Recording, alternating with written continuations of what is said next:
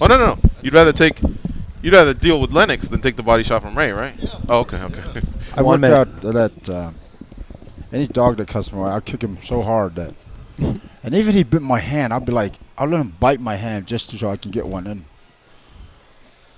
Because I'm thinking, there's no dog that can actually out wrestle me, or you can take one bite, and then I'm gonna strangle him to death. Yeah. The best thing's to just not mess. We have a buddy who uses his hands to type.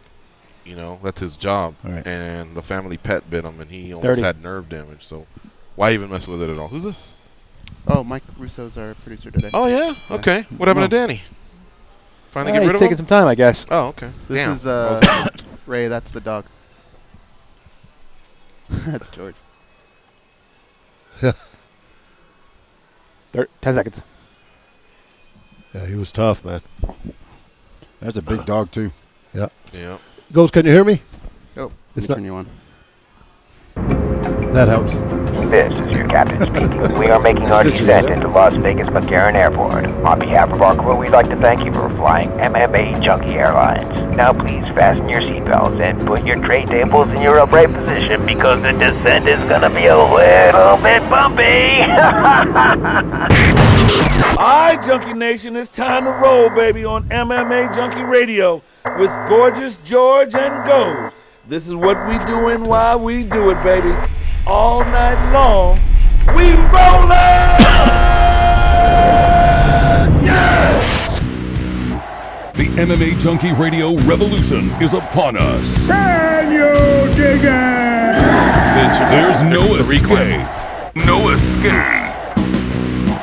Through the vast frontier of cyberspace and through a sea of stars in outer space. One small step for man, one giant leap for mankind. We've solidified our combat communications stranglehold. We are controlling transmission. With the use of MMAjunkie Radio and SiriusXM satellite radio technology. MMAjunkie Radio. Commence transmission.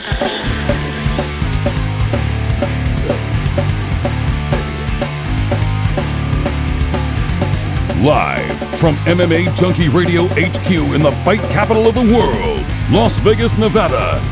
Here are your hosts, Gorgeous George and Ghost. From the fight capital of the world, inside the beautiful Mandalay Bay Racing Sportsbook, you are listening to the MMAjunkie Radio Show, the only show that matters. I'm your host, Gorgeous George. With me, as always, is the devious and dastardly Ghost, our co-host, back east, handling all the producing duties today. It's Russo, you said, right? Mike Russo. Mike Russo's in the house. It is. All right. What's up, guys? Sitting to my, we're doing good. How about you? Good. All right. Sitting to my right, we have a distinguished panel. First of all, to the far right is legendary boxing and MMA cut man, Stitch Duran. Yeah. Thanks for having me here again, guys. And sitting in between Stitch and I is six-time world kickboxing champion and Extreme Couture striking coach, Ray Sefo. Also the president of PFL. Sorry, you have too many titles. And the king of the street fight stories. That, too. All right. How you doing, Ray? I'm good. I'm good. All right. Stitch, everything good? Yeah, it's good, man. When you guys gave me a call and asked me if I'd come in and Ray's in the studio, I said, yeah, it has to be, man. You know, Ray's such a super guy, man, and he has a lot of stories, and I have a lot of stories, and it's always great to get together with the whole gang here. Awesome. We'll chop it up for a couple hours. Just we'll talk some PFL. You know, we've yet to get your reaction to the switch from World Series to PFL. We've had Carlos Silva on. We've had a few of your fighters on because you guys have already started the PFL era. That's correct. With a show in Washington. There was one down in Florida, Daytona, if I'm not mistaken. So everything pointing towards 2018, where you'll have a regular season, playoff, and then these $1 million prizes. So we want to definitely talk about that. Yes, we want to talk some boxing. Mayweather, McGregor, we can't get away from it. It's a big fight, but every day there seems to be some sort of news. Yesterday, Floyd Mayweather had an open workout at the Mayweather gym here in Las Vegas. So we'll react to that. And lastly, I just wanted to say, so what you saw there, Ray, was us getting attacked by dogs. And just to connect the dots, there was a young lady who was actually the captain of that unit, and she trained at Extreme Couture. She sure did. So she was serving in Afghanistan. I wish I remembered her name, but that was like almost 4 years ago. But normally when a tour comes through, they usually have just one of the people of the group just do the attack dog presentation or whatever they call it. Right. And that's it. Presentation? Yeah, what do they call it? Well, it's not a seminar. What is it? A mauling? A mauling. But this lady was an MMA fan, and she trained out of Extreme Couture. So she let all of us do it. Stitch, Goes, myself, Amir Sadala, Jake Ellenberger. He was with us as well. So it was really, really cool. But what a small world, you know what I mean? Right. Yeah. And that was Lennox the dog, a Belgian Malinois, who was a badass. He was, I think we had nightmares for a couple of days. Yeah, you asked me the question, would I rather take a body shot from Ray Sefo or pull on Lennox's tail? While he's eating. He hasn't eaten in 24 hours. Yeah, I'd rather pull the tail, man. I wouldn't take a body shot from him, man. I know, man. We were these guys are gracious. They let us come in from time to time and watch the practice. And we can't talk about the details of practice, but God, being up close like that, and Ray still gets down. He's there at every practice, and him and Roy got a few rounds in. And that was worth the money alone, man. Yeah, I was grabbing Ray's shoulders, man, and I thought I was touching Lennox again. Yeah. He's just solid, man. Yeah, these guys had some good work. They put in some good work. Of course, you'll always see Brad Tavares in there. Uriah Hall's in there. I got to say, Uriah Hall, he doesn't really talk much to anybody. You don't see many interviews. But when I watch him at practice, he's just as exciting as when he fights. Yeah. He was working on some new techniques that were just amazing. Yeah, I like that guy. And then, of course, there's just a new legion of Extreme Couture fighters that are coming through. You can see the young guys on one end, the experienced guys, the bigger guys, the guys that are wrapping up camp, the guys that are just starting their camp. So it was really, really cool.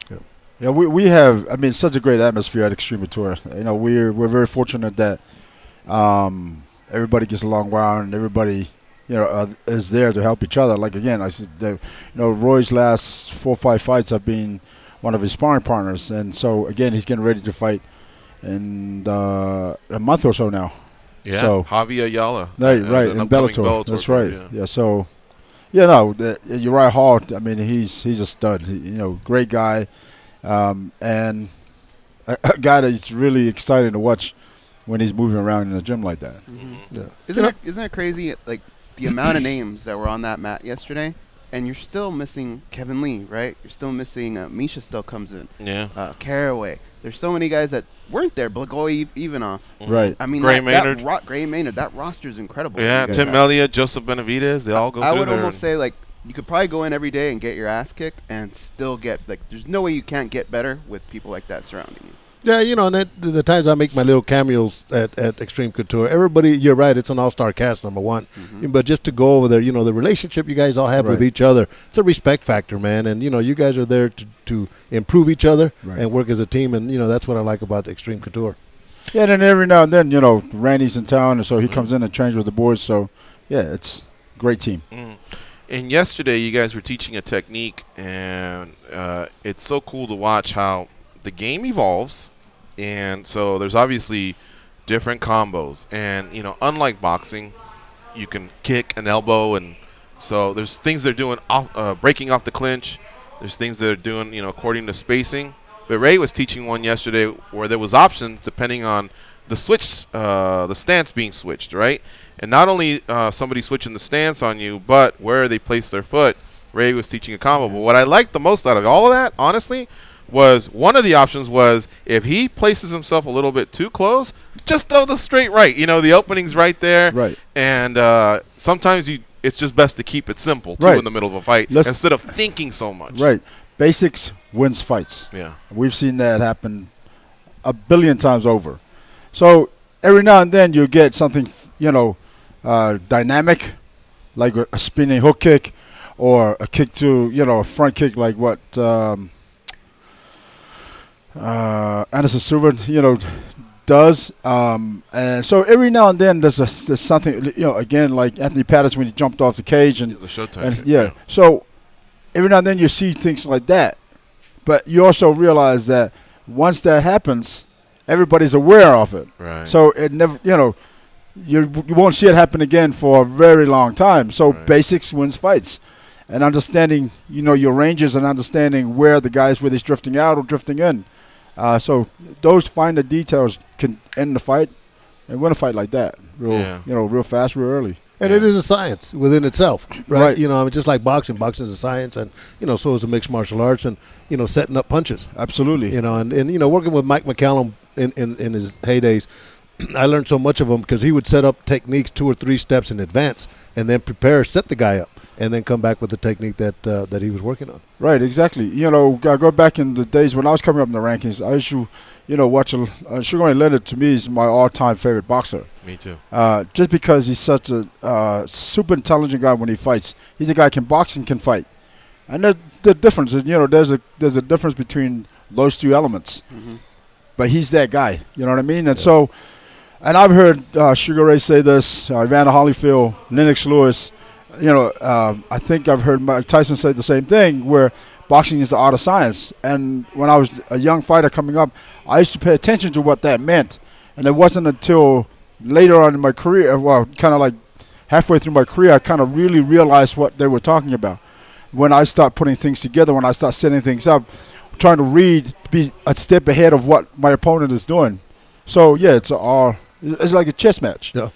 And how many times do we hear in a fight a fighter just not utilizing a jab, something that's so simple, especially the ones that have a reach? Right. I'm telling you, sometimes if you just get back to basics, you can throw off your opponent just with that simple jab. You know what I mean? And, in MMA mostly, because I don't watch as much boxing as I used to, but in MMA, it's still a punch that I wish I would see more fighters throw. Mm-hmm.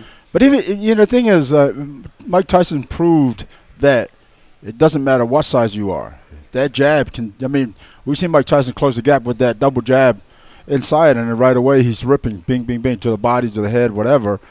So yeah, I think jab is a very important weapon in whether it's kickboxing, boxing, or MMA. Mm-hmm. Uppercuts too. Absolutely. Underutilized. Yep. Well, look at Anthony Joshua and Vladimir Klitschko. That was the shot that really kind of dictated who's going to win the fight. Right. Yeah, and there are people that throw really, really nice uppercuts, and it takes work, but it's devastating when it lands. Justin Gaethje has a really good one. Yeah. You brought up boxers and fighters, and I've often said this on the show. When it comes to that, I feel like Floyd Mayweather is the greatest boxer that ever lived. Right. I feel like Sugar Ray is the greatest fighter that lived. I 100% agree. Throw those guys in there. Can you kind of explain to the audience what we mean by the difference between a boxer and a fighter? Well, a boxer is a guy that, I mean, you actually said it right. Floyd Mayweather is definitely a boxer. He's a guy that, and he's great at doing that. But a fighter is, if you look at trying to, find out what the difference is. If you look at Mike Tyson, he's not a boxer. He's a fighter. Mm-hmm. If you look at Muhammad Ali was a boxer, but there was something about him that was so special. Hence the reason why he's one of the greatest, is because at times he would fight, or he would lure guys in to actually get his shots off. So again, like I said, the people like Sugar Ray Leonard, who is a boxer who can fight. And if you look at Marvin Hagler, to me, he's a fighter. Marvin Hagler is not the guy that boxes. Hearns is a boxer who also liked to stand from time to time. Again, when you look at all the greats back in that era, I mean, everybody was amazing. Everybody was great. Duran. Yeah. Julio Cesar Chavez. Yeah, exactly. Setting up shots. Julio Cesar Chavez is another guy who I think is a boxer/fighter. Right. Where Duran, to me, he's not a boxer. He's a fighter. He just comes and bang and try to knock you out. The hand of steel, hand of stone. But yeah, you just got to look at certain fighters, and you can tell who's the fighter and who's the boxer. Mm-hmm. And sometimes, the boxer can outbox a fighter if the fighter's not strong enough to push that pace or push the fight. Perfect example, Buster Douglas ended up knocking out Mike Tyson for the first time in his career because he was able to box and stay on the outside, use his jab. Coming back to your jab, that's where it set up the uppercut that ends, ultimately ended the fight with another flurry of punches. One of my favorite all-time fights was Marco Antonio Barrera and Prince Nassim Hamed. Oh, yes. Everybody expected him to be the fighter and come out and throw, but he outboxed Nassim Hamed, and it was incredible to watch. Right. No, absolutely. And of course, I wasn't a big fan of Hamed because I just felt like he was too arrogant for his, to be this good role model, if you will. Again, I don't know the guy, so he must be, I'm sure he's a great guy, But I was in that fight. I couldn't wait for him to get his head knocked off, and it did. Yeah. Pereira's a tough guy. You know, and you're talking about Mike Tyson, and you're talking about what you learned halfway through your career on setting up punches. I interviewed Mike years back, and he said, you know, boxing is a real simple sport. You know, when you break it down, it's a simple sport. And like you were saying, you set up techniques. You have to learn how to do that. Right. But another thing that Mike said that to me was interesting, and I want to ask, you know, get your point on this, is I said, you know, every fighter has that little thing that nobody else has. And what is it? Right. And very simply, he says, take the pain. You have to take the pain. Right. But this is a game where throughout your whole career, you're living in pain. Right. You know, how does one adjust to pain? Obviously, it comes with experience. You know, when I first started Muay Thai, and we were kicking, you know, solid sandbags. And I don't know if you've never kicked a sandbag, try it. It's not going to give. Yeah, it doesn't give, and it hurts like hell. Those are the ones that condition your shins? Right. Okay. And, you know, so eventually you go, okay, either I bite down and just smash his bag, or I kick a softer bag. So you just bite down and you kick it. And it's, you know, it's a mind over matter. If you don't mind, it doesn't matter. Yeah. I like that.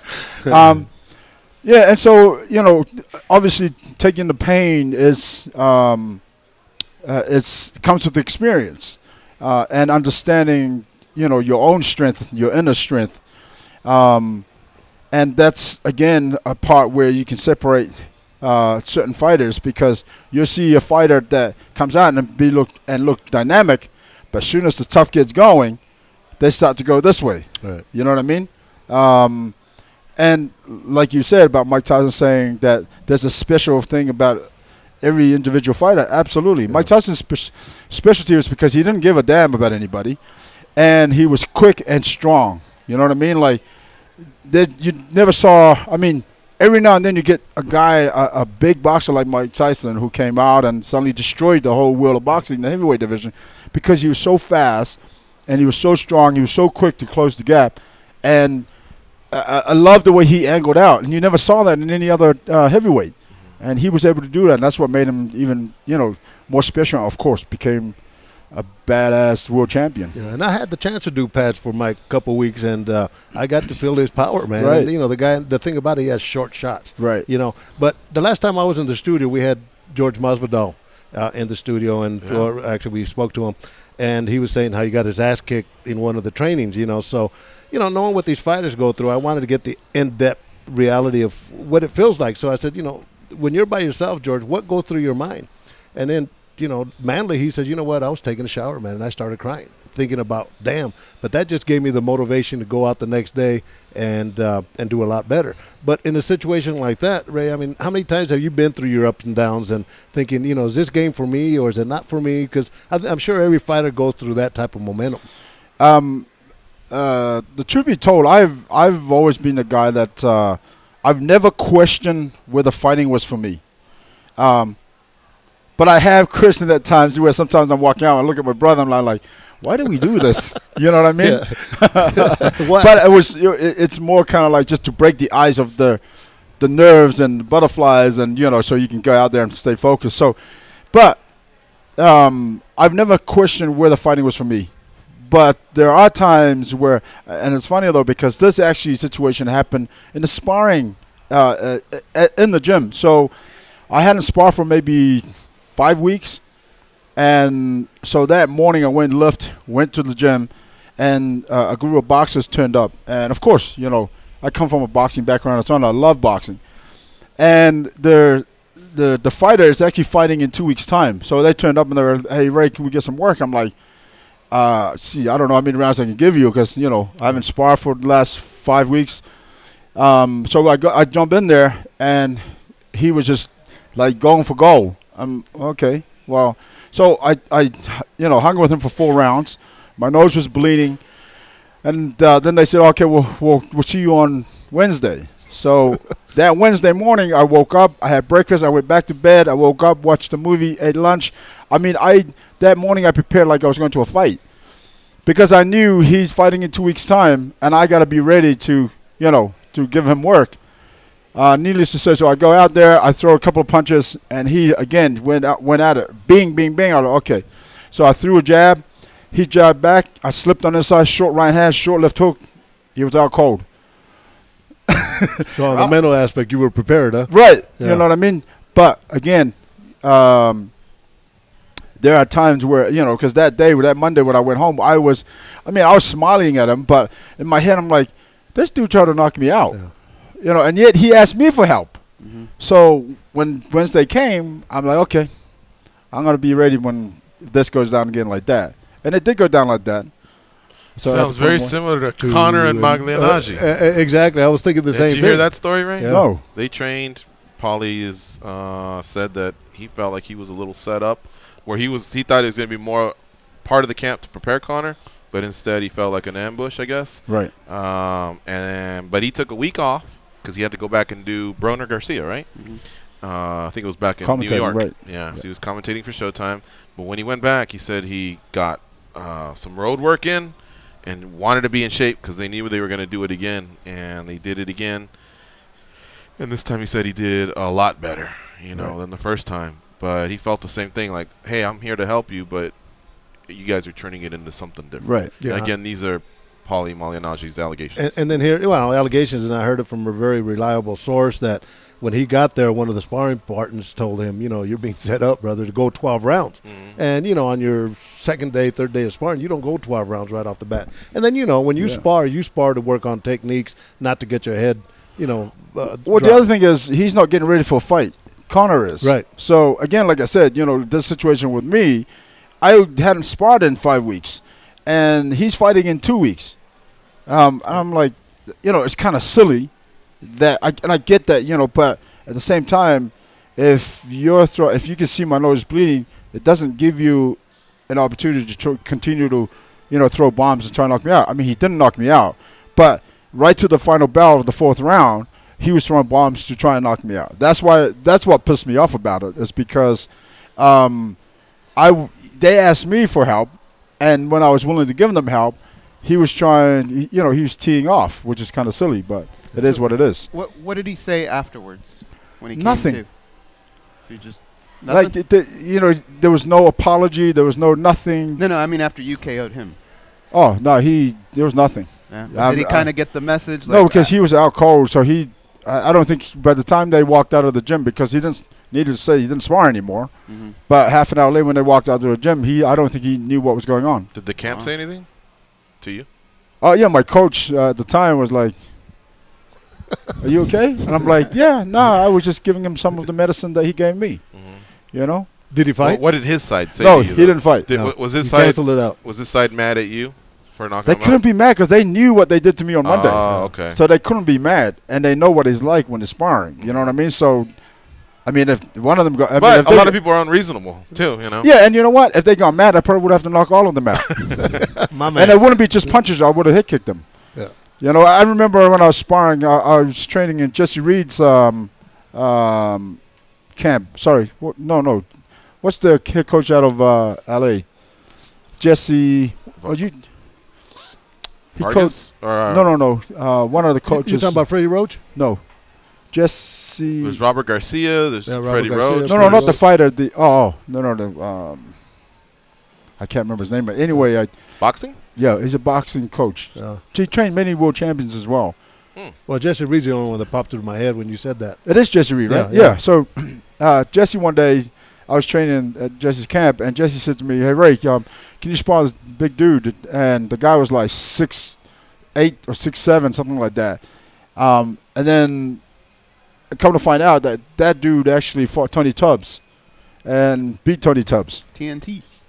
And they asked me to spar him. I'm like, okay.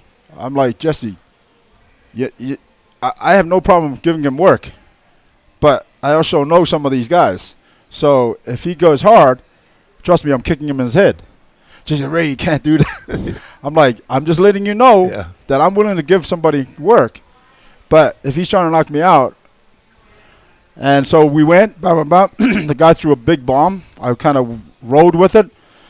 So I stick the jab, I stepped on the outside, I stick the jab in, but this time I stepped in, I threw an uppercut, bang, and the guy rocked. And he's like, okay, that's enough. That's funny, man. I love these stories. This is Ray Sefo, World Kickboxing Champion, and Stitch Duran here in studio. We're going to take a quick break. When we come back, we want to ask Ray about PFL. As you all know, this year, World Series of Fighting changed their name to PFL, which is the Professional Fighters League. And the Professional Fighters League has a huge 2018 coming up. We'll get those details from Ray, including fights that will reward 8 different weight classes, $1 million. How incredible is that? So we'll talk about that, and then we'll also talk to Stitch Duran about Mayweather versus McGregor, how he almost had a role in that. Almost had a role. Yeah. So you're listening to MMA Junkie Radio. Things are going to get really interesting, folks. Sorry, I didn't mean to cut you off, but this music is the bomb. Hey, Ray. Lionel Richie's on. Ray called it, man. He's We're a old Lionel school, Richie man. guy. Yeah. Yep. You're listening to MMA Junkie Radio on Sirius XM, Rush 93.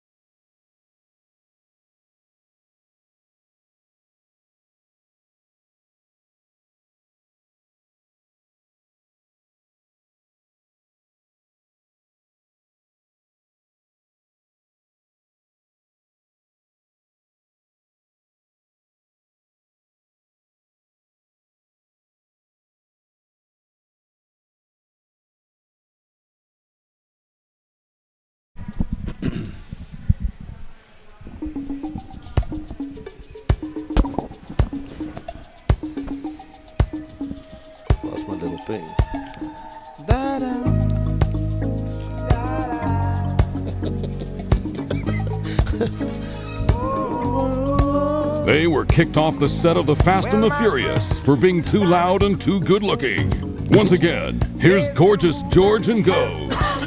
August is Fantasy Football Draft Month on SiriusXM Fantasy Sports Radio.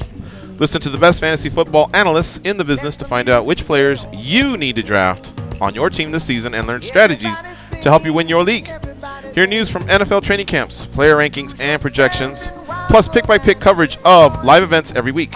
Call in and speak to an expert for fantasy football information you can't hear anywhere else. SiriusXM Fantasy Sports Radio for people who play fantasy football, Sirius 210, XM87, and on the SiriusXM app. Speaking of the SiriusXM app, the MMA Junkie Radio show is housed there, and it's commercial-free and in HD quality, and it gets uploaded just minutes after the show ends, so you can grab the whole show in case you missed any part of it. Again, we're joined by Ray Sefo and Stitch Duran here in studio. I'm feeling the music, Ray. Good job. That's Ray's choices there of Lionel Richie. Yes, one of his favorite musical performers. Yeah, Lionel Richie was the first concert that I'd ever gone to. I think I want to say I was 16 at the time. Yeah. 17. And it was just one of the best concerts that I've been to. Yeah. And I've seen him twice now. Once in New Zealand and once here in Las Vegas. And so is Stitch. Yeah, I've seen him a couple of times. And, you know, whenever I sit in that chair, it's always Santana. Right. You know, yeah. so. There you go. All right, folks. Yeah, I saw him here too, Santana. Yeah, so did I. At the Mandalay Bay? Right. Yeah, he's here a lot. Still haven't seen him, huh? I still haven't. It's an awesome show, dude. You Yeah. have to go. It's like a residency. Yeah. It's a residency he has, so it is pretty disappointing that I haven't seen him just yet. Well, we'll go together. Let's do it. Let's do it. All right. Ray, let's talk about PFL. World Series of Fighting ended this year, and you guys are now the Professional Fighters League. You've had a couple shows, but now it looks like the focus is 2018, where, if I'm not mistaken, according to Carlos Silva and my foggy memory, there'll be a regular season for fighters in 8 different weight classes. Seven, excuse me. Yep. Culminating with, I guess, like a playoff. Playoffs. Which will determine $1 million winner for each weight class. That's correct. Impressive, man. That's correct. That's pretty cool. Yeah. Changing people's lives. Absolutely. And I think, fighters, as we know, getting ready for a fight isn't easy. We were talking about this earlier. Sure. When you're in camp and, you spend 10 weeks in camp. And also the great thing about the format with Professional Fighters League is that one of the main complaints that I hear, I've heard for the last 5 years, is that fighters are not fighting enough. In the season, the guys that end up in the final will, I think, had fought 6 times that year, which is, again, a lot of fighters are happy about it. Me too, because then we won't hear that complaint anymore. You know what I mean? But the regular season starts in January to August.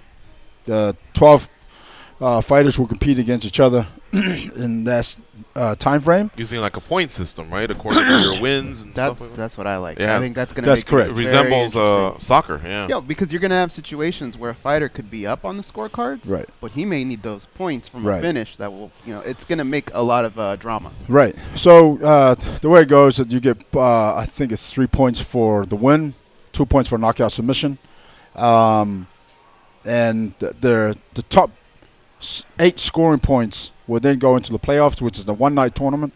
The quarterfinals and semifinals will then be fought that one night, and the 2 finalists will then fight in December. And right now we're talking about Madison Square Garden as the finals. And so that night we will crown the world champion that night, and also $1 million that night. So, I mean, guys are making some serious money throughout the season. And they get paid along the way as well. Correct. It's not just all in on the In the regular season, they get the show and win, the same as it is in the playoffs.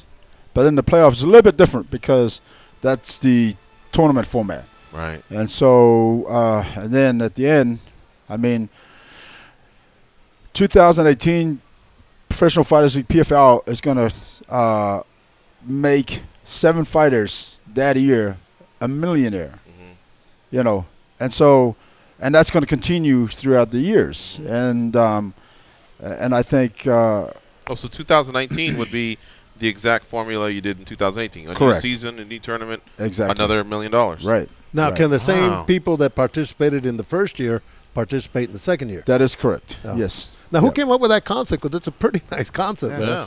Well, the concept comes from, when I first started World Series, this is a very similar concept that I wanted to do with World Series. And if you remember, go back in the day, before we had our first show, we did announce the $1 million tournament. Right. Unfortunately, or maybe fortunately, it didn't happen due to certain reasons. But, now I have great partners, great team, and everybody, understands, like here in the U.S., you got football, you got basketball, you got baseball. It all kind of fall into a very similar format. Yeah. And so us here in America, we understand that format. And the format, when I thought about it, was pretty much from K1, where we fought throughout the year to qualify for the top 16. Then the top 16 from around the world will fight each other to qualify to see who the winning 8 is, and that winning 8 then will fight in the tournament. Yeah. The K1 World Max in Tokyo, Japan. Right, exactly. K1 Heavyweights and K1 Max was like one of the most exciting events, not only for me to compete in, but also call the fights when they were happening. Yeah. So that's where in my mind, where that kind of came from. But then, our team kind of sat down, and they all understand also, the basketball, the baseball, NFL, and all this kind of the sport, the league format, if you will. And so the team kind of pretty much put it together, and that's going to happen in 2018. I'm anxious to see it, man. I'm anxious to see it. There's a lot of things that can be done with MMA right now. For example, the UFC's in their money fight era. When Bellator first came out, they had a tournament format. Right. And it was pretty cool to see the way fighters, like, Michael Chandler, he actually was created through that tournament. Right, that's correct. You get to the end, and there's no, there's no arguments. There's nothing to be said about these two were the best. They made it to the finals. So we've seen a lot of that, So I'm always happy to see an organization think outside the box and try something. And you're right. When you said K1, I was like, oh, that's right. That is exactly a blueprint there. Right. And the exciting part about this, too, as well, is that not only a fighter is going to become a millionaire that, at the end of the year, but also they stay active. And their destiny is in their hands. I don't have to matchmake who goes, fights who, whatever. Because once they get in the playoffs, the winner made the best man win. Yeah, and excuse me, I did the inaugural show in Daytona, and the whole format is nice. But, me being an investigative reporter, kind of represented MMA Junkie, I asked these fighters, what do you think of the concept? Right. Everybody liked the concept. Right. So it's a simple concept, but it makes a whole lot of sense, and $1 million speaks for itself. Yeah, absolutely. And anybody that, again, I've heard some people say, it's not going to work, and that's because you don't know what you're talking about. People said the same thing about K1, and I remember Maurice Smith telling me the same story when he was with, I'm not sure exactly, I think it was Pancras back in the day. And when K1 started, they all said, oh, that's not going to work. That format's not going to work. 2 years later to 3 years, K1 was the biggest thing in the history of kickboxing, the biggest. And it's the same format. And MMA, the fans are going to tune in. They're going to follow it. They're going to see who gets to the end. But it works. I'm a product of this format. What about, can you throw on your coaching hat for a second? Yep. How would you approach a camp for a year like this? What changes would you see from what we're used to seeing in normal camps? Again, the great thing about PFL and the format of Professional Fighters League is that it allows fighters to stay disciplined. Well, you have to be disciplined. Now, as we know today, a lot of fighters will fight, and then they won't fight again in another 6 months' time. So within that downtime, they put on 20, 30 pounds more than what they should. Here in Professional Fighters League, the format allows you to be, or should I say, you don't have a choice but to stay disciplined in what you eat, in how you, because listen, you can have your downtime for a week and then you're back in. This is what fighters do. They love to compete. They love to make money. They love to be out there on national television. This is part of the game. And so Professional Fighters League new format is going to basically allow for fighters to stay disciplined in what they do, in their training and their dieting and everything else that goes with it, because you still gotta get out there in another month and a half and perform. So there's no time where you can have 3 months off or whatever. Here you have a week or two off and you're back in training. And I see NBC Sports will still be a partner of yours in 2018? Right now it is, yes, sir. Okay. Yep. Cool. What do they think of the format? Oh, they love it. They love it. Yeah. Nice. They're excited about it as well. You guys have been in business for 5 years now. That's great. Yeah. All right. But no, for me, I mean, I'm super amped about it. I'm just excited about Professional Fighters League because it's something that I really wanted to see happen, and the new partners has allowed for this to kind of go in a different direction, and a very positive direction. So I'm excited about it. I've heard fighters talk about their upcoming free agency and how now they really have to give you guys a serious look because that 1 year can be really, really life changing. So Right. Yeah. I'm expecting to see some some familiar names for sure. Right. Absolutely. No, I'm sure your phone's blowing up. Oh yeah, absolutely.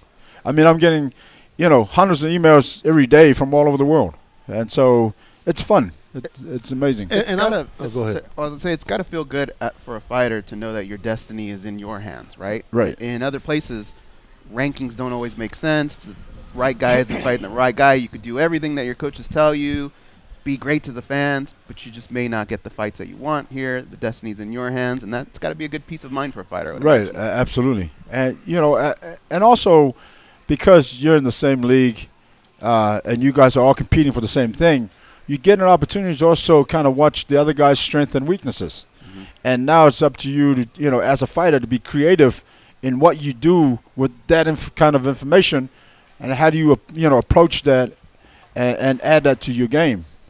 Stitch? Yeah, no, I was going to ask now, as somebody that's independent, are you going to be able to invite them in? And, let's say that Bruce Lee comes into the tournament and he wants to fight and he takes it. Are you going to be able to get these kind of guys, or are they going to sign up with the Professional Fight League?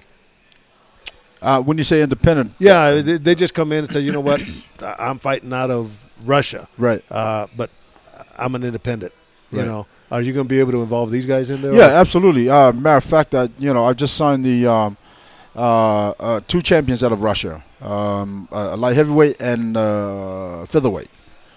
Yeah. So as long as they're free agents and they're not aligned with any other MMA professional as long as league. you're a free agent, we can sign you. But again, you got to be a free agent. Are you looking more for young fighters or veteran established fighters, or a mix, or how's this looking?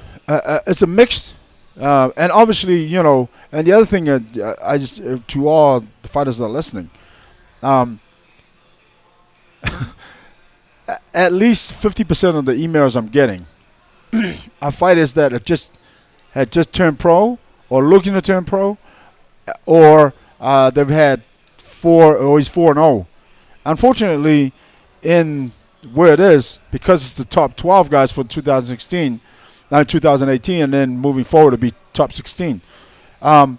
Everybody in that top 12, excuse me, in that top 12 has had 10+ fights. If you look at John Fitch. So you have minimum requirements to get in. Exactly. Okay. If you look at John Fitch, for example, he's had, 40, 50 fights. Yeah. So I can't sign a guy that's 6-0 or 8-0 to fight a guy that's had 50 fights. You know what I mean? So that's definitely a must. You got to have 10+ fights. We're going to take our last break of this first hour. You're listening to MMA Junkie Radio on Sirius XM Rush 93. We also want to talk to Stitch about this upcoming Mayweather-McGregor fight. He almost had a role in it. We'll talk about that when we come back. Stay close. And by the way, here's some follows on Twitter. At Sugar Ray Sefo for Ray Sefo, and at Stitch Duran for Stitch Duran. You're listening to at MMA Junkie Radio, and we'll be right back. Inside my mind, and in my dreams I've been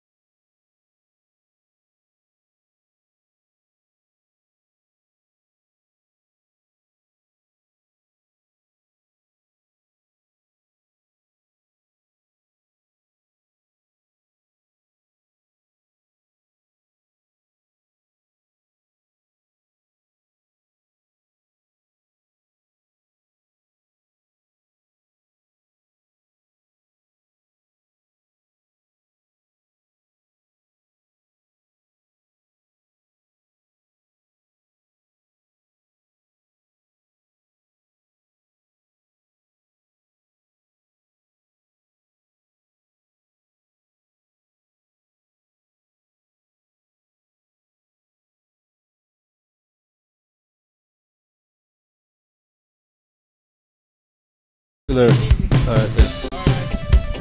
Good to see you. See you, Randy.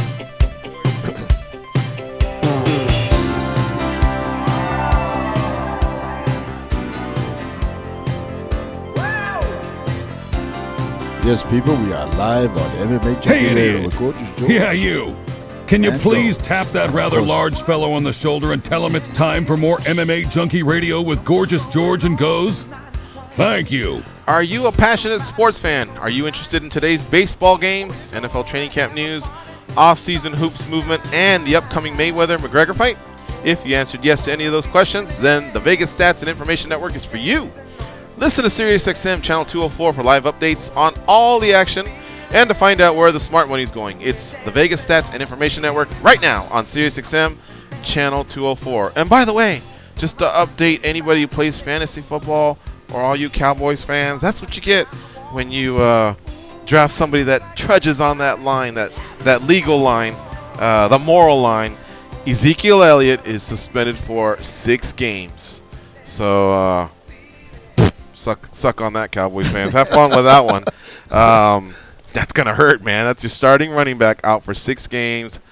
And this is based on those allegations of domestic violations and some other troubles. I don't know, but I don't know. A lot of money at one time. Who knows what goes through some of these young players' heads that they There's just so can't many keep it people together. Who do keep it together, right? Yeah, you're right. Exactly. The rest of us keep it together. Stitch Duran, sir. Yes, sir. Your dance card is free on August 26th. It is. And if I would have asked you that about 2-3 weeks ago, you would have told me you were going to be at the T-Mobile working. I thought I was. You know, Yeah. I guess I'll let you guys know what really happened. I was up at New York for the Bellator show, right? And walk into the dressing room, and I see John Kavanaugh, Conor McGregor's trainer, and hey, what's up, Stitch? You know, give each other hugs and all that. He asked for my business card, and obviously I gave it to him. He said, you want to talk to me about working with Conor?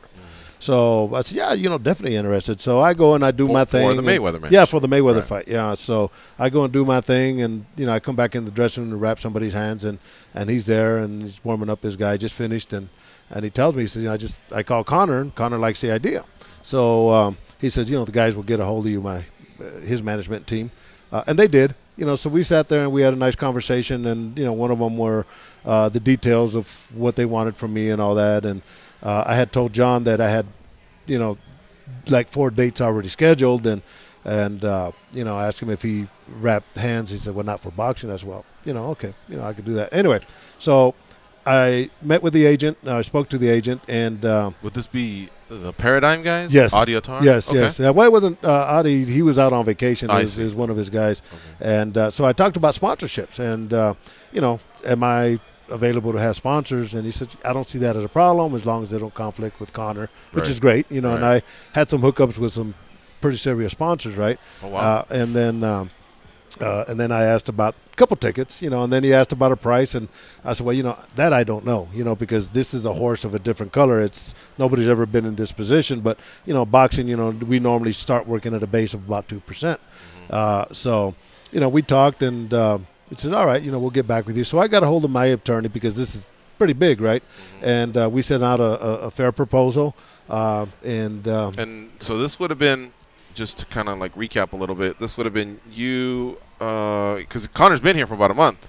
So you would have been part of the camp every day, not just show up on fight night and wrap the hands. yeah, that was the thing that I was going to get at. That's why that's why they asked you about the other gigs. about the dates. Yeah. Yeah, So okay. when I spoke to the agent again, he said, John and Conor want to know if you could cancel out these dates because they're going to be in camp July the 17th, and they want you in camp to wrap his hands every day. And I said, well, sure, of course. It's a great opportunity for all of us. And so he says, well, all right, well, your contact guy is so-and-so, used to be an attorney for the UFC. UFC let him go, and, I never had a great relationship with him, and I don't think any of the fighters or trainers did. But, when my attorney and I send them the proposal, it came back and literally just said that I was too expensive, and they left it at that. There was no counter offer or anything like that. And from what I understand, they even made contact with some of the UFC company, and asked them, and these guys didn't want to devalue themselves, so nobody took the offer. So I was out of a. Oh, so they made contact with other UFC cut men to see if they would replace you. Sure. Yeah. Or was it like a negotiation tactic? Well, like to bring your price down, or by then you? It might have been. You know, I don't know what went on. You know, between my final conversation with him and my attorney sending them a fair proposal, but they came back and said that I was too expensive. But I had heard through the grapevine that they had contacted some of the other guys, and the other guys decided not to do it. Wow. I know. Kind of got you, huh? Well, so to be clear here, the fighter himself, Conor McGregor, and John Kavanagh, his head trainer, wanted you to be part of the camp and to be walking, down the aisle and into the ring for that big match. They wanted you, but somehow this got lost through the negotiations. It did. Were they a part of all this, or did it even, Well, John, because if they wanted you, don't they call the shots? Isn't Conor the boss of his own camp, I guess? You tell me. Yeah, but John Kavanagh sent me a text, and he said, man, I apologize. We wanted you, but they said you're too expensive. So they? So isn't it Conor that decides that? Or? Well, I don't know if Conor decides that or not. That's something you guys have to ask and find out. We have to ask Conor. Conor's got a training thing today. Yeah. Are you going? I'm not sure yet. You? Are you credentialed or whatever? No. Well, I have to run by the. I know John Morgan's always at these events. Yeah. That's an interesting question because if John approached you and then told you Conor was on board and then asked you to talk to their agents, cancel gigs so that you could be rapping every day and be a part of the camp, and then on fight night, then it sounds, unless Conor's not the boss of his own deal, then it sounds like, I mean that's bizarre. It's bizarre. Huh. But and it's unfair to Conor, as my wife said. They're really giving him a disservice because I bring a lot to the table outside of just boxing and on the wrapping hands and working cuts, but also the psychological aspect. Well, that, and who doesn't want to walk in with Stitch Duran? Yeah, exactly. So wow, didn't happen.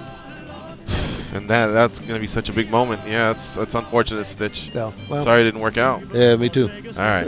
But we have more questions. Sure. We're going to ask you when we come back. It's a quick commercial followed by a sports update. And again, we have Stitch Duran here in studio with us.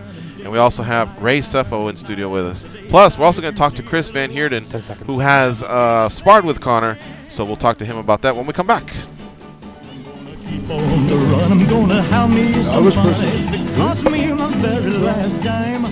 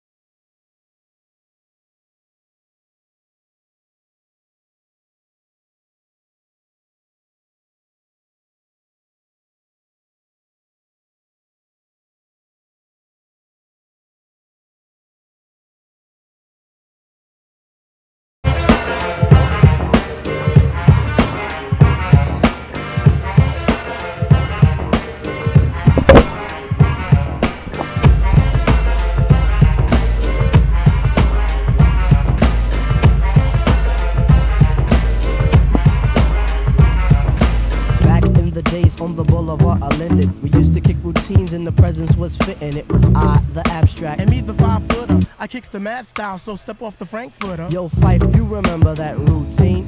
That way used to make spiffy like Mr. Clean? A tidbit, a smidgen. I don't get the message, so you got to run the pigeon. Yo, boy, Here we go. It's the second hour of the MMA Junkie Radio Show. We got Stitch Duran and Ray Sefo here in studio with us. Stitch, you know, very unfortunate what happened to you. Again, not to beat a dead horse or anything, but fighter and coach approached you. I would think that's kind of what that's maybe the last hurdle you clear. You know, that one would clear, and somehow you're not there. You know, I mean, like, so I mean, along the way there was, I guess this went through some sort of a chain, and somebody else maybe had a say in this. That sucks. Yeah, it does. And you know, because if I'm the fighter. With that kind of a budget, I would think that I'm calling the shots of who I want to walk in with me. If it's the fucking Burger King guy, if it's my mom, if it's Stitch Duran, if I want to walk my little Jack Russell Terrier in with me, I'm calling the shots, you know? So if I already decided it, you know, I'm thinking somebody of that magnitude can say these types of Justin Bieber, whoever I want, you know what I mean? You think Floyd Mayweather has to run it by anybody else?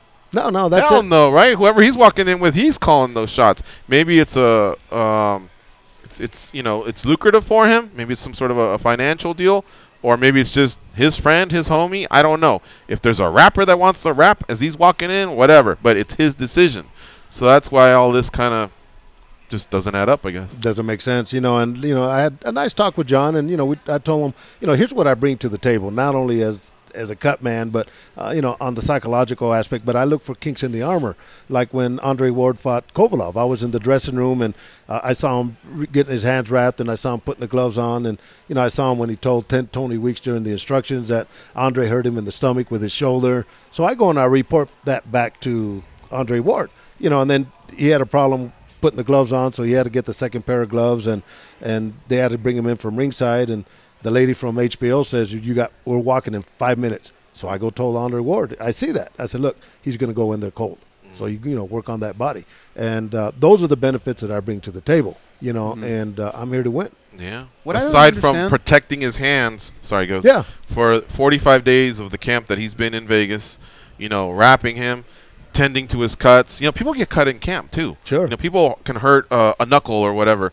So I mean, this would have been priceless for you to be accompanying him throughout the camp. And then on fight night, think about fight night. Think about Vladimir Klitschko. You were just telling us, or I heard another interview, or you may have told us before, about how just before the fight, you and him communicated, you know, about a conversation you had before.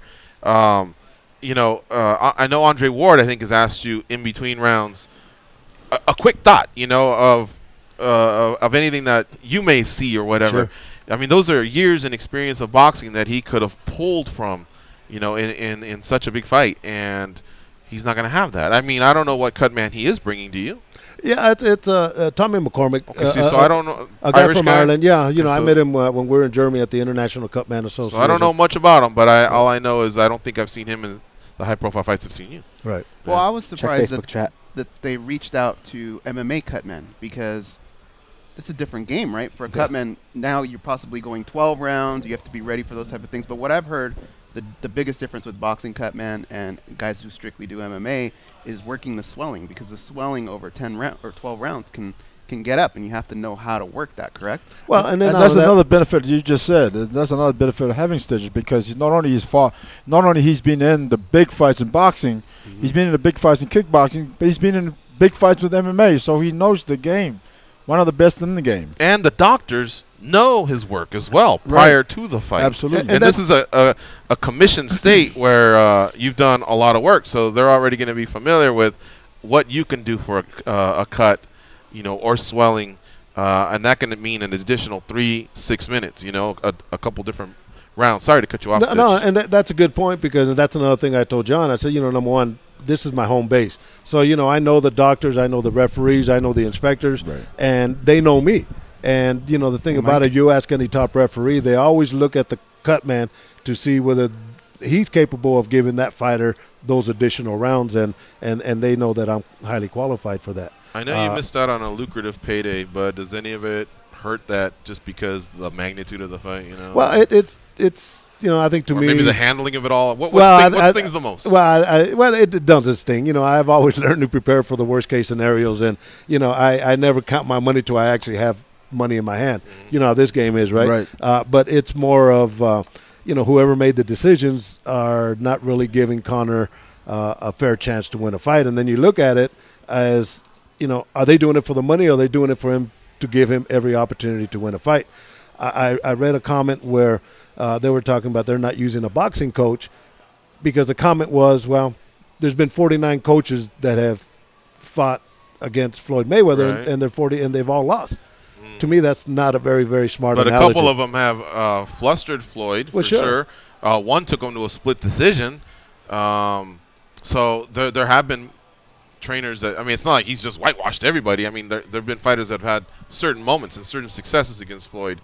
So that is pretty an ignorant statement. Yeah, well, it is, and I think the guys that are guiding him are good at what they do, but they're not good at what we do. And that's knowing the game, the industry itself, and breaking it down and looking for those little kinks in the armor. And that's one of the things that I specialize in. Yeah, that's crazy to me.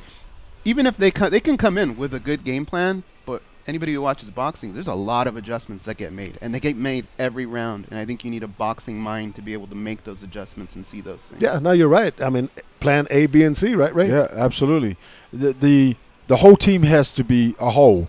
Yes, because as Goj was saying about adjusting. Again, I always say this is that in the fight game, you got to learn. You got to be able to adapt and adjust to what's going on in the ring or in the cage.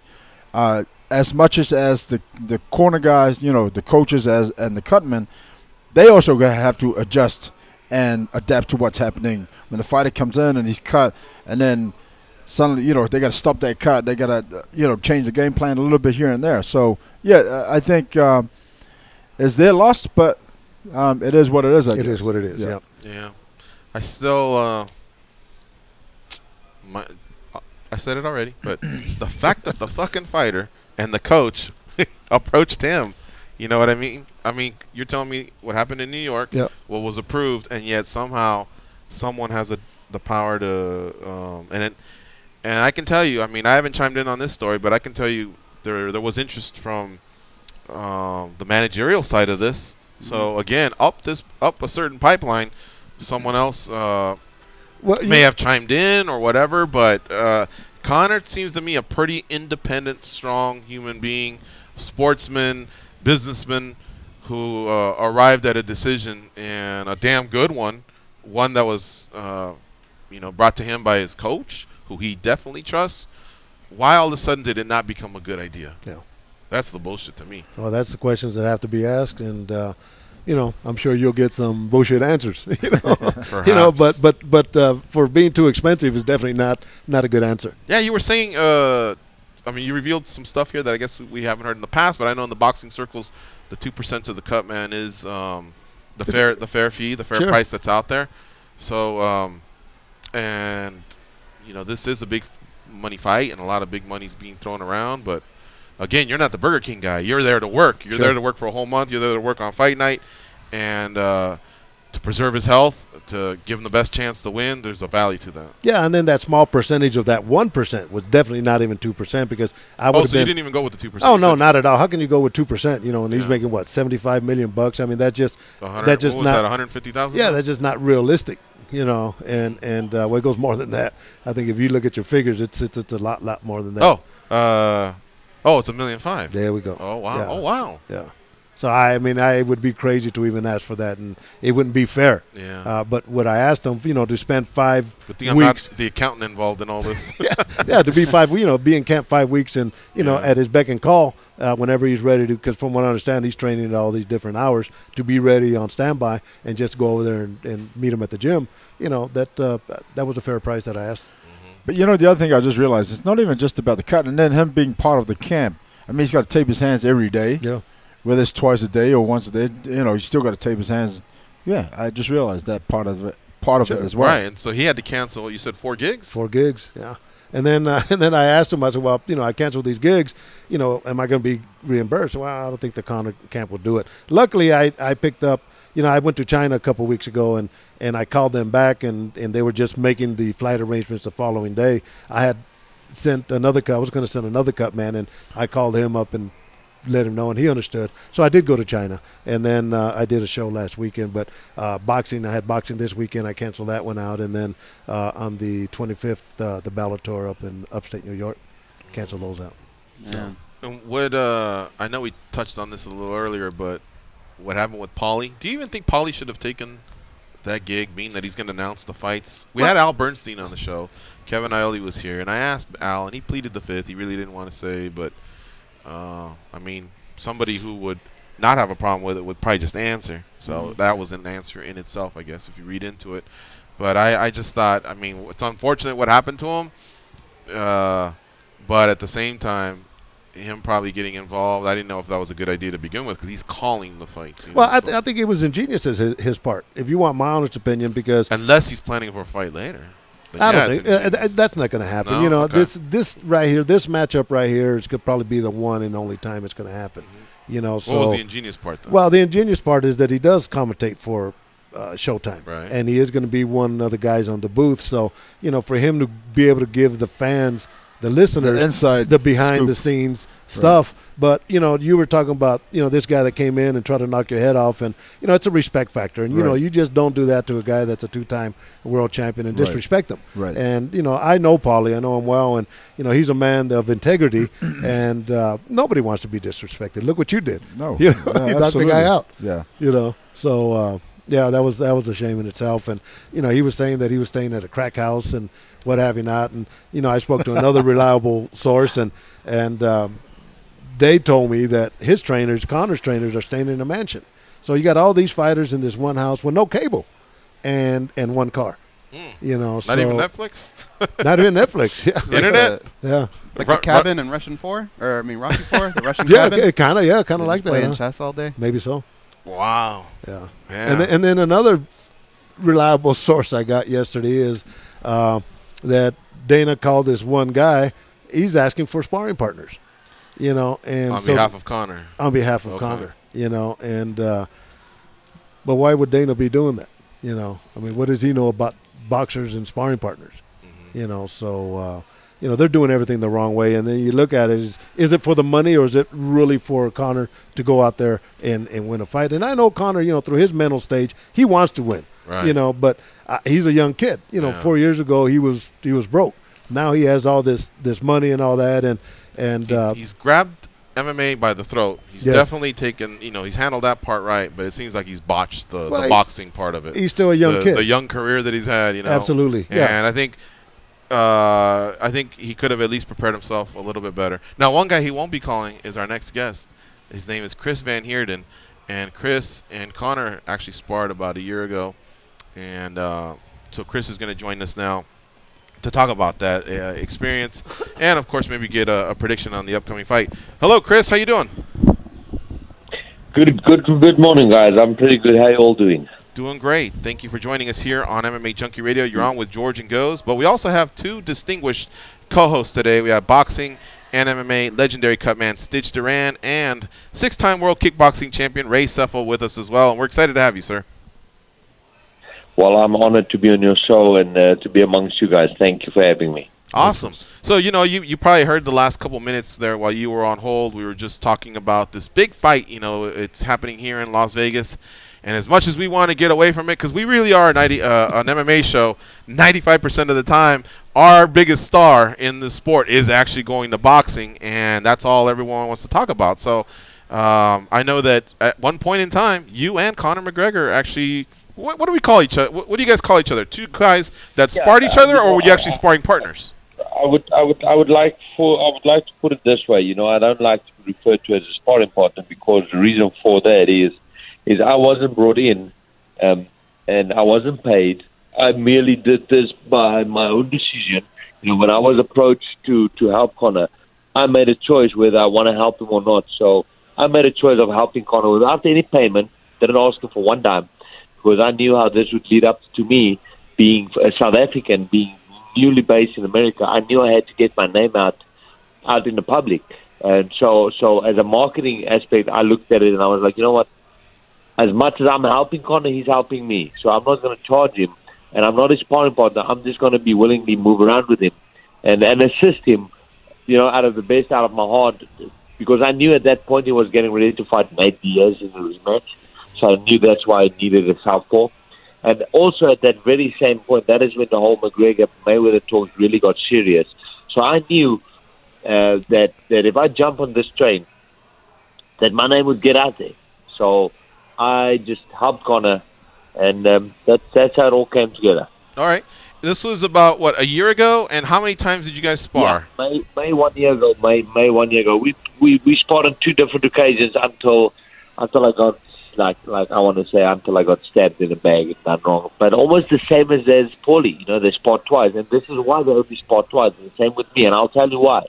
Because the first time we sparred, obviously there wasn't cameras rolling. It was behind closed doors. And there wasn't really a lot of respect between us. So I opened up, this first sparring session between me and Conor McGregor. I wish I had footage of that for you, because I cut his nose up. He was bleeding from the nose, and then we became friends. Then it was looking all right. I know what I'm working with, and we became friends. And Conor asked me if I could help him again on the second occasion. Now, the second sparring session, that is where the footage. That's all the footage you guys are seeing. Yeah. Now you can think we are now buddy. It was more relaxed. I folded around, my hands down. It was more of mutual respect. So I didn't try anything, and Conor didn't try anything. So it was good. But I remember clearly as daylight, the people in the gym and Conor's team coming up to me and asking me, "Do I mind if they record the footage?" I said, "I have no problem." I said, "But on one condition." I said, "None of this footage is to leak." I said, "I'm giving you no thumbs up to release footage." I said, "This is really for you guys to look at your movement." And they acknowledged it. They were like, "Absolutely, we will never do something like that." And I was like, "Okay, fine." But when they approached me with that, a little red light flickered in my head. I was like, "You know what, Chris? For your own safety, get someone to record footage as well." And I'm so grateful I did that. Because I had a friend there, and I said, "You know what, take it your phone and you record the sessions as well." And he did. So me and Conor, we sparred, and I need to make this very clear, because people think I am the bad guy and all of this. They're like, "Oh, you're a snake, you release footage, blah, blah, blah." Nonsense. I did absolutely nothing until Conor McGregor and his team released footage. And then that I retaliated and I defended myself 3 weeks later. So after sparring with Conor, I went back home, jumped in the shower, got out of the shower, and all of a sudden my phone is blowing up. Like it is going crazy. I'm looking at my phone, and it's TMZ, and TMZ released footage. And I'm crazy. I'm like, how the hell did this happen? And I'm trying to get all of Conor and his manager, and no one is getting back to me. And I'm trying to get all of the gym, and the gym people speak to me, and I said, "How did the TMZ get this?" And I'm like, "Oh, no, Conor gave us the thumbs up to release footage." I said, "Oh, you guys crazy." I said, "Why would you do that?" I said, I told you guys no. And they said, "Oh, we didn't think it's a big deal." So me sitting with unedited footage. Now that was Conor McGregor and the Mac Life released footage that made me look very bad. That made me look very poor. If you're going to look at the Mac Life footage, you'll be like, "Wow, he beat up this kid. He beat up Chris." So I was in a very difficult space, because I'm not used to this. I don't do this. I don't do people bad like this. But sitting with the unedited footage, I wasn't sure what I should do with it. Okay, so 3 weeks went by. I'm reading all the headlines. It's saying Conor McGregor beats up ex-world champion, blah, blah, blah, blah, blah. And it's not looking good for me. Okay, it doesn't do me any justice. After being advised, after 3 weeks, I was advised that, "Hey, Chris, you gotta put out unedited footage, because put out the truth there. Don't let someone do you bad like this." Only then that I released the unedited footage, and everything turned. People were like, "Look here, clearly Conor did not beat up this guy. It wasn't one-sided, and it ended up being good for me." Now I know you want to ask me about Conor. What do I think? How's his boxing? Well, I will ask you in a second, but I want to know, was the Mac Life aware that you also taped it as well, or were you able to do that without them noticing? What is that? Was Conor's team aware in sparring session number 2 that your friend was taping it, or did they not know that you did that? No. Okay. No. And they had no idea that I'm sitting with footage as well, and that's why, it's funny. And I'm a big Conor McGregor fan when it comes to UFC, and I'm going to be straightforward. I call a spade a spade. I'm not telling books. Conor was absolutely a gentleman to me. In the gym, in front of me, with me. What a pleasure it was to be around Conor. He was friendly, talkative. We shared ideas. Awesome guy. I was totally surprised with what a nice guy he was towards me. But after all of this happened, you know what? To this day, I had no news from Conor. I had nothing coming back at me. Absolutely nothing. In every interview I do, people say, "Listen here, Conor McGregor doesn't keep his mouth shut for no one. Conor McGregor doesn't let no one off the hook. But he hasn't done anything. He hasn't said anything about you releasing unedited footage, blah, blah, blah, blah, blah. Why do I think he doesn't retaliate and get back at me?" And I said this, and I'm still saying it. You know why not? Because Conor knows that what goes around comes around. And what he did to me was not good.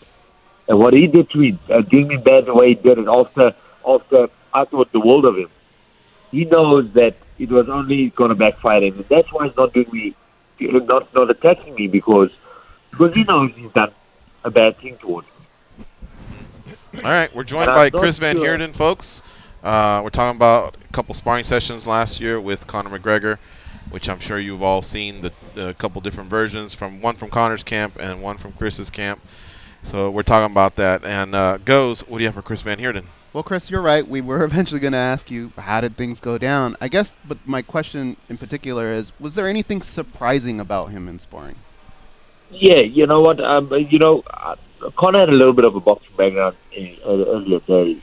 But being in there with Conor, he surprised me about his boxing. He really did. Conor is a good boxer for an MMA fighter. What was surprising with me is the good thing about him was his counter, the same as in the UFC, his counter punch, straight left, beautiful. He timed it, his precision, his time. If you're lazy, if you're gonna throw a lazy punch at him, he's gonna make you pay. And I was very surprised when one. Like, I'm gonna be honest with Spot, and just checking him out. Not throwing anything with bad intentions and being a little bit lazy. He counted me and he caught me, and I was like, okay, good man. I said, now I know what he's up about. His timing is precision. Pretty good. He can fight. He's a fighter. He knows how to fight. Bad thing about it, his footwork is all over the place. Him dropping his hands and putting his chin out there, stuff like that, pretty bad. He doesn't throw in combinations. He throws, that's the thing these MMA fighters land, and the lack. And that's the upside about boxing is, a professional boxer, we are focused on so much combinations, 3, 4, 5, 6 different punches, slipping, doing this and that. Where these MMA fighters their focus is on too many things. So when it comes to their hands, they don't throw really in combinations. They throw 1, 2, 3, 4 straight punches, or 1, 2 straight punches. That's it, or a 1, 2, or a big right hand. They don't throw in combinations. You kind of lacked big time in that. Because of his bad footwork, I could place Conor where I wanted him. When I wanted to put Conor on his back foot, it was too easy. It was really too easy. And Conor's bigger than me, believe it or not. I was surprised in the size of Conor, him being that big, how easily I could put him on his back foot, because I knew, my footwork was in place and his wasn't. So it was easy for me to put Conor in the back foot. He lacked footwork. Hands are down, chin is out. And I'll tell you this, and I don't know if you guys wanna side with me. My advice for Conor in this fight is, whatever you have learned in boxing, forget it. Throw it out the window. I agree. Don't come there. What did he say? On August 26th, what are he learning try in and boxing? show the world. Don't try and show the world that I'm now a boxer. Don't do that. Because if you're going to try and show the world that you're now a boxer, up against the big tough fighter of now, he's going to embarrass you, Conor. What Conor needs to do is forget about boxing. Let it be as wild and as ugly as quick and as possible as you can. Make Mayweather uncomfortable very off the bat. You're going to make him uncomfortable. Don't try and box with this guy. Don't try and show the world that you can transition from a MMA fighter to a good boxer, because he won't embarrass you. And mark my words, okay, Conor is going to forget everything he learned about boxing the moment he gets touched up. Yeah. The moment he gets hit, he is going to drop his hands. He's going to go right back into his MMA style, and he's going to completely forget about boxing. Mark my words. Chris, based on what you witnessed and maybe the improvements that he's made since then, what percentage would you give him in that fight to win? A puncher's chance. A puncher's chance. A very, very slight percentage. A puncher's chance. The reason why is one, he doesn't think like a boxer. He is very average as to the way he thinks as a boxer when it comes up to a boxer. Okay? Go to where you're comfortable. And the puncher's chance is wild. This is what I said. Be wild as possible. Go off the bat. Be wild. Be aggressive. Make it uncomfortable. Swing. And you land something big. He's a big boy. That might just work for you. I give him a very slight percentage of a chance, of a puncher's chance to actually upset the world. All right. Chris, have you ever been approached by the Mayweather camp at all, just for, I guess, intel at all, you know, or just for anything, conversation? No. All right. No, I haven't. They, I've read about some highlights about a month ago, 2 months ago. They are under the impression that this was all a setup. They were like, we're not falling for this. We think Conor set up this whole thing so that we get slacky. Well, that's not true, but I haven't been approached by them at all. And when you heard the Paulie Malignaggi story, I guess there was some similarities there. What do you think of what you heard about what happened to him? I was expecting it, but I thought after Conor went there, or after Paulie went there, I spoke to Paulie. In fact, I speak to Paulie. He's furious. But after Paulie went there the first time, and I saw his comments and feedback, he was very Conor. He was very for Conor. He was like, you know what, guys, you guys are all going to be surprised. Conor's not bad. This, that. And I thought, you know what, these guys are buddy, and good for them. But deep down, I was expecting something to come out eventually, and he did. And I was like, exactly what he did to you guys is what he did to me. And I was called a snake. I said, but the only difference is I had footage. Paulie doesn't. Right, and that was my question. How you doing, Chris? It's Stitch, man. It's good to have you on the air. But that was going to be my question that George kind of led onto it.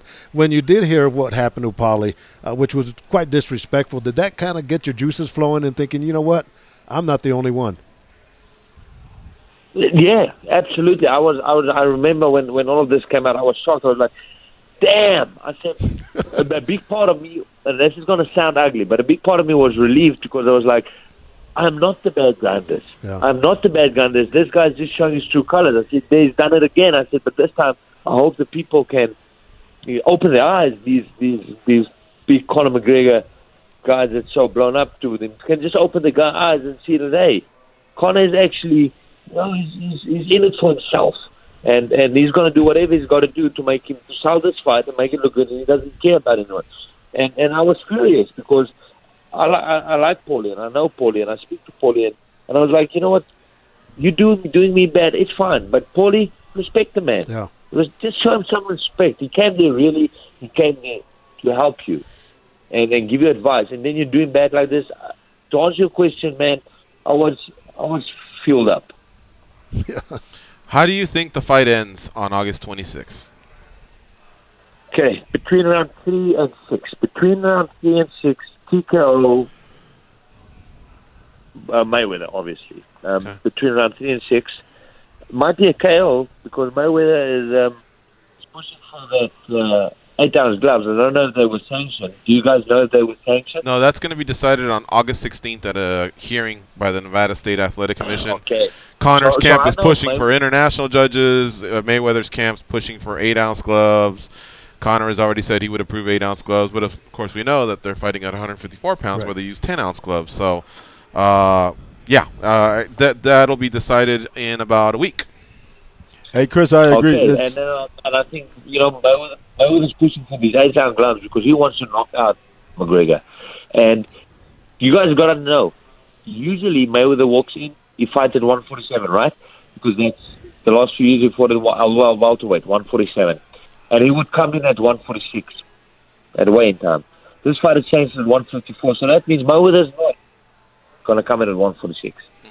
Well, he fought Canelo as a super welterweight. I think they agreed at 151 because he said he walked around at 151, but he made Canelo, I believe, drop to 151. But you're right. I mean, we're within 4 pounds of each other, and we expect Conor, who knows how to cut weight, to probably rehydrate to somewhere in the 168 to 172 range, which is what he walked in at versus Nate Diaz when he had to fight as a MMA welterweight. Now, Chris, we also have Ray Sefo here in studio with us. He had a question for you. Go ahead, Ray. No, I was just going to agree with Chris. I don't see this fight going any more than 6 rounds and Mayweather winning the fight. Yeah. How do you have it? TKO or KO? The judge is just saying, the ref is just saying, hey, Conor, you're just getting a beat up. Yes, that's how I see it. Yeah, I think, one way or the other, it's going to be a stoppage, whether it's knockout or TKO. Absolutely. If this fight goes, I want to say if this fight goes past 6 rounds, it's a win for McGregor. Yeah, and I looked at it going into maybe. Even if he loses, it's a win. Yeah, if he with a past 6 rounds, it's a big win for McGregor, even if he loses. Yeah, and even Mayweather said yesterday if it goes 12, it's a win for Conor McGregor. But I would say it's a loss for Mayweather for him to box 12 rounds with Conor. Yeah. He's never professionally boxed. It'll still be 50-0 for him. He'll break the record, but I think he'll feel a little bit. He'll feel like a loss, especially when he gets social media is a bitch, man. When he sees all that and hears all that, it'll sting. He'll have $300 million to fall back on and take the sting away. But still, I think that part will sting. That's why I think he's going to turn it up and he's actually going to finish Conor McGregor. Yeah. Round 3 and 6. So I want to make it clear. I'm going to say Conor McGregor will be out of there by round 4. He'll be out of there. There you have it. All right, folks. Well, thank you very much, Chris, for joining us here on MMA Junkie Radio. It's been nice talking to you. Thank you so much, guys. I really appreciate you guys. All right, take care. We'll see you. All right, folks, we're going to take a break. When we come back, we'll take some calls, 866-522-2846. Brian from Boston's ready to go. Who's going to be on deck after him? We're joined by Ray Sefo and Stitch Duran here in studio. It's a Friday, August 11th, so this is your chance to call in. Last chance to call in before the week's over. We'll be right back.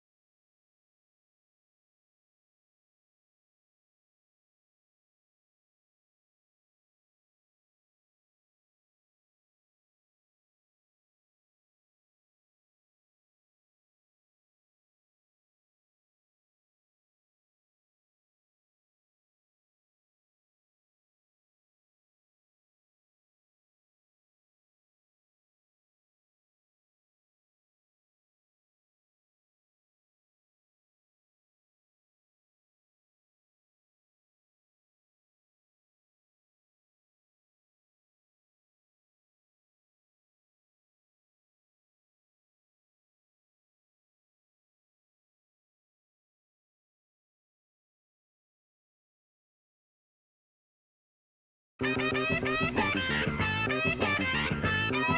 go. Lyrics to go. Lyrics to go. Lyrics to go. Lyrics to go. They were forged from the same ball sack, but act as though they've never met. They are the brothers Garcia, Gorgeous George and Goes. That's awesome. They were formed from the same ball sack. You like that one, huh, Stitch? I love it, man. I can just picture your dad right now, man. Yeah. Well, that's old Goes that comes up with those, or the stretch marks on the underbelly or something. I don't know what. Yeah, and we're here, folks, coming down the home stretch. We have 20 minutes left if you want to participate with the show, and if not, honestly, like I told you, I don't give a shit because we have a great panel here, and we can chop it up for these last 20 minutes and talk about everything that's upcoming or has just passed or whatever. Ray Sefo, 6-time world kickboxing champ, the president of the Professional Fighters League, and one of the striking coaches over at Extreme Couture, and of course that's Stitch Duran, actor, author, and legendary cutman in the sports of boxing, MMA, and I've seen him in Muay Thai and kickboxing, so you've definitely been on two Hall of Famers here. Pretty much, yeah. For sure. So thank you both for hanging out with us for 2 hours for starters. And, of course, the wisdom and the stories have been great. Hearing Ray's story about the boxer that tried to get a little bit out of line with him. Did you ever give the name, or was that kind of under wraps? Off the record. Oh, off the record? But the guy didn't fight. I guess we never really got to that. That fight must have been canceled, I take it, right? Yeah, he didn't fight. Because he was supposed to fight 2 weeks later. 2 weeks later. Was this in the United States or back home? It was back home. Oh, I see. Yeah. Okay. Yeah. You were going to say something? I was going to ask Ray about, we asked this question I think yesterday or the day before, but was there ever anything like, you've never really told us the story of getting to Extreme Couture and maybe other gyms that, could you ever see yourself living in Florida or anything like that? Like, has anyone ever tried to hire you away or anything? Yeah, I've on 2 different occasions, but, you know, Vegas is home, and I love the city. Can we guess who tried to hire you away? Can you guess? Yeah. Sure.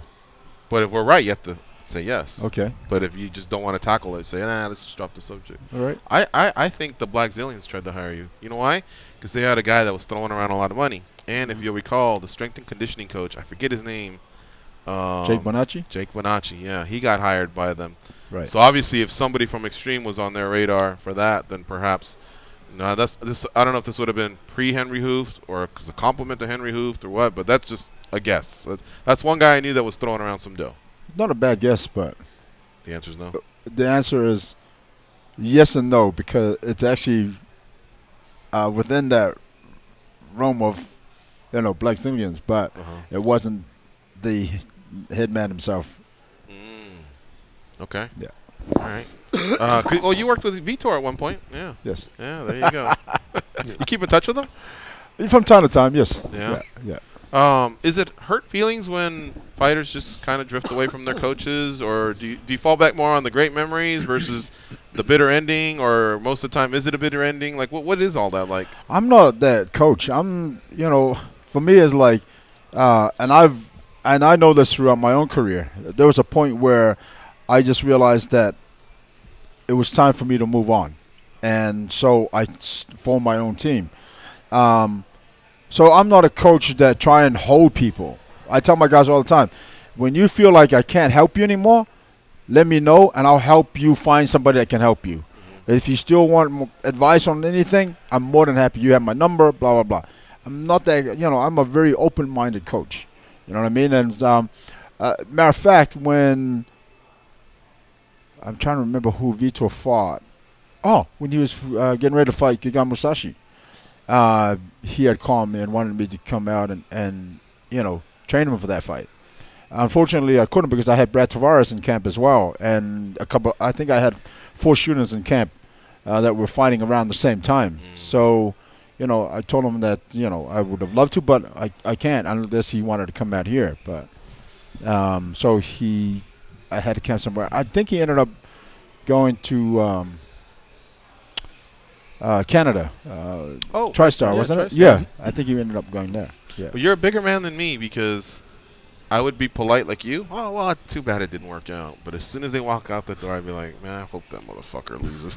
I don't know. I take shit like that personal. You know? Yeah, and you can't take it personal. I know. Well, that's why I'm not in your guys' position. But I mean, part of that is because I come from, I'm a fighter that's always kind of picked the right people to be part of my team. Right. And when I feel like someone didn't. There's been a few, I shouldn't say a lot, but there's been a few coaches that had approached me, in the peak of my career, that wanted to help. But I kind of like have had experience with certain people, so I understand right away, what's going to work for me and what's not. And so once a fighter feels like that this is not working anymore, listen. Go and find what makes you tick, because at the end of the day, it's not me that jumps in that cage, it's the fighter. And so I have to be open-minded and allow for them to find whatever they need to find. And again, listen, I'm sure that, fortunately for me, I have a good relationship with all my guys that I coach, and I've turned down a lot of students too, because for me, I gotta bond with my guys. I gotta find that part where they trust me and I trust them. Yeah. Because if you don't have that as a student and coach, then you shouldn't be working together. Stitch, has anyone ever stopped working you in boxing, and how have you taken it? Has it been personal, or were you able to just let it go? Nah, just it happens all the time. Nobody ever stays with their original coach from start to finish. Right. It just doesn't happen. So it's like Ray. When you're in this game long enough, it's not personal. It's just business. Right. Exactly. Ray, we always ask you for a street fight story. We're not this time, but do you have a good green light story? Someone in the gym acted up. Call Ray, and Ray sorted someone out. Similar to almost what you street fight, the boxing thing, but I'm giving you, I guess, different parameters to the story. I'm trying to remember if I tell you about 6 months ago we had a guy, he's 6'8", 6'9", something. Did I tell you that guy? This is gonna be a good one here. So this guy walks into the gym, all right, and at Extreme Couture, Eric happens to be in the front desk, and the guy walks in and is like, "Hey, I'm a professional fighter. Do you have any heavyweights here to move around with?" And Eric's like, "Yeah, the only places you're gonna find heavyweights is in the pro class." He goes, "Okay, good." And Eric says, today is sparring. He's a professional MMA fighter or boxer? MMA fighter. Okay.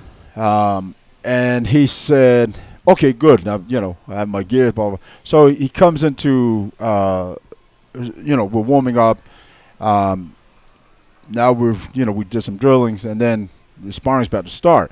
And Eric says, "Hey, Ray, just be careful, because this guy came in here saying that he wants to move around some heavyweights, and he's an MMA fighter, and this and that and that, whatever." I said, "Okay, cool." So I go with one of the other guys first. I can't remember who I went with first, but he ended up going with one of the heavyweight amateurs. And small gloves or big gloves? Big gloves. Okay. So I think it was like the last 30 seconds of the round where I'm here, and I hear this, "Hey, cut that F thing, da-da-da-da," like cussing. And I turned around, it was this big guy. But he's kind of like chasing the amateur. It was McConnor. And McConnor was kind of like just smiling, and I'm like, okay. So the round ended. I go up to the guy, hey, big guy, do you want to go? Do you want to go to the next round? Because, yeah. So we come out, and, I'm just, sizing him up. He's a big dude. He got to be at least 340. I throw a jab. He throws one back. I parried. I kind of moved my head. So I stick the jab to his midsection. He didn't react. So I kind of like, here, I sidestep. I stick the jab to his head. And he goes, "What, you hitting to the head now?" I'm like, "What?" Wait. I don't know what you did in the last round, but this is MMA. You can box, you can kick, you can take down, you can submit. All this is part of MMA. He goes, "All right." So then I'm here. He threw the jab. I jab him again. And I hit him again, and then he just walks off. he walks up the mat, and he's like, yeah, you're trying to, fucking knock me out, this and that, blah, blah. I'm like, so I walk up to him and follow him off the mat. I'm like, listen here, you 500-pound pussy. don't you ever come back to our fucking gym again. Because the next time you come back in, I'm going to knock you out. And he didn't say anything. And as I turned my back, he mumbled something. Oh. So I turned back around. I'm like, I dare you to say this. Say it to my face. Because I want to put you to sleep right here. Did the rest of the class stop and watch? I didn't even see anybody. Like at the time, you were focused. When I go to that mode, I don't see nobody. I just see him. And and so I'm like standing there in front of him. I'm like, I dare you to say that again. He didn't, and so it kind of left it. But it wasn't until later I realized that Lorenz Larkin was standing right here while the guys. Did he know who Ray Sefo was? I don't know. Well, he should have. Did he ever come back? No, never came back. Wow, that's crazy. Oh, that was a great story. All right, we got to take one last break here. You're listening to MMA Junkie Radio on SiriusXM Rush 93. I tell you guys, tune in, man. We had Eve Edwards the other day. We had Paul Felder the other day. We had Kevin Ioli. Heath Herring was in studio with us as well. Ray Sefo and Stitch Duran. These stories go for days. It's been a lot of fun here. So we're going to pay some bills, and we'll be right back in 2.5 minutes. MMA Junkie Radio on SiriusXM Rush 93.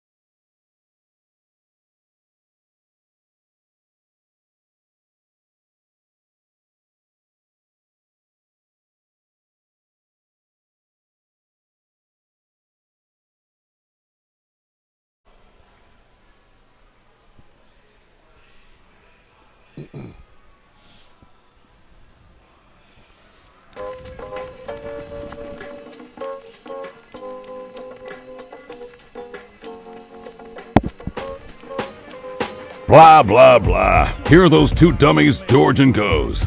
All right, we're back, and it's our last show of the week. So first of all, I want to thank all of our guests from this previous week, including Brian Butler from Sucker Punch Entertainment, our co-host on Monday, Eve Edwards, Fox Sports analyst, former UFC, Pride, Bellator, lightweight, also calling the fights for the UFC over there at Dana White Contender Series, Kevin Ioli from Yahoo Sports, Mike Perenio, the sportsbook director here at the Mandalay Bay Race and Sportsbook, Al Bernstein from Showtime Sports, Chidi Njokwani, who headlines an upcoming Bellator card on August 25th. It's Bellator 182. Alex Perez, the most recent winner of a contract through the Dana White Contender Series. It was Part 5. He went in there. He handled business.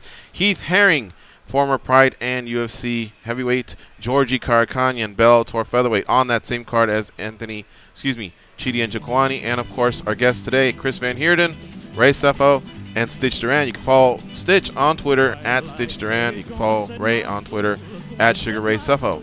Guys, any parting comments before we end the show? Nah, it's always great to be on the show, man. Let's do it again. All right. Ray, all good? Likewise. Always good to be here. Thank you for the gifts you brought. Yeah, absolutely. All right. Yeah. And since we have, looks like about 45 seconds left, Showtime from Tennessee. You got to make it a quick one. What's up, buddy? Hey, what's going on, fellas? Hey, I just want to always call in and pay homage when you have Ray and Stitch on. I always try to call in and just pay homage to those guys, man. Well, bless you, guys brother. Have a great weekend. All right, Showtime. Thank you very much for the call. Thank you. Great job, Mike Russo. You did outstanding. Hell, maybe even better than Danny. So don't say that. You might be getting a call soon. Goes, you did great as well. What was that? I said you're a sweetheart. There you go. Goes, you did a great job as well. I got to give it up for you. I, of course, took it to another level. I was fantastic. And, again, thanks to our co-hosts today, Stitch Duran and Ray Sefo. We'll see you all on Monday, folks. We'll be recapping the weekend. And we definitely have some names lined up. Just can't release them yet. So, anyway, look out for that on MMA Junkie. And keep it locked on MMA Junkie. We have John Morgan and Ken Hathaway at the UFC PI. They'll be talking to Conor McGregor today. And, of course, there's a lot of stuff from our visit to Mayweather's gym yesterday. We're out of here, folks. Be champions.